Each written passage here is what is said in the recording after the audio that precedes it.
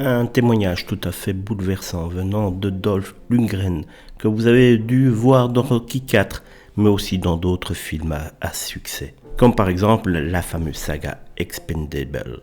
Il a révélé en effet dans l'émission américaine In Depth se battre contre un cancer secrètement depuis 8 ans.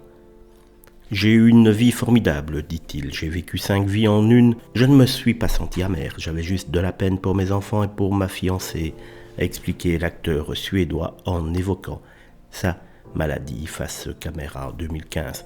Les médecins lui ont alors retiré une première tumeur au rein. Et c'est 5 ans plus tard que la star de 65 ans a ressenti une sorte de flux acide. Et là, après une IRM, ils ont découvert une autre tumeur dans le foie de la taille plus ou moins d'un petit citron. Un cancer qui s'est malheureusement propagé à ses poumons, sa colonne vertébrale ou encore son estomac. Bref, ce qu'on appelle communément un cancer généralisé. Combien de temps pensez-vous qu'il me reste ? Le médecin a dit quelque chose comme 2 ou 3 ans, mais je pouvais entendre dans sa voix qu'il pensait probablement que c'était beaucoup moins. Se souvient le fameux interprète d'Ivan Drago dans Rocky IV. Les causes de son cancer, Dolph Lundgren ne s'en cache pas.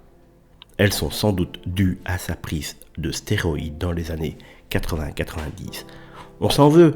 Dans une certaine mesure, j'ai arrêté d'en prendre quand j'ai arrêté de faire des films où j'enlevais mot haut à chaque scène, témoigne Dolph Lundgren, qui essaye par là également de faire passer un message.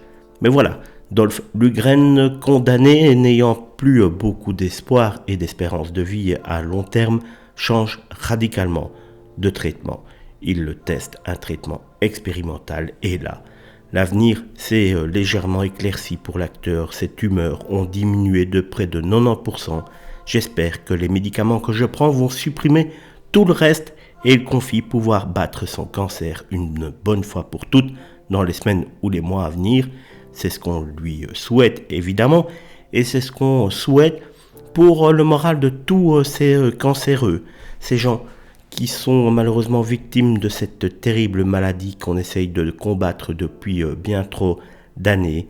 Et le fait que quelqu'un à qui on donnait pas grand-chose à vivre en 2020 soit encore en état d'expliquer qu'aujourd'hui, il compte battre définitivement le cancer doit les booster un sacré coup.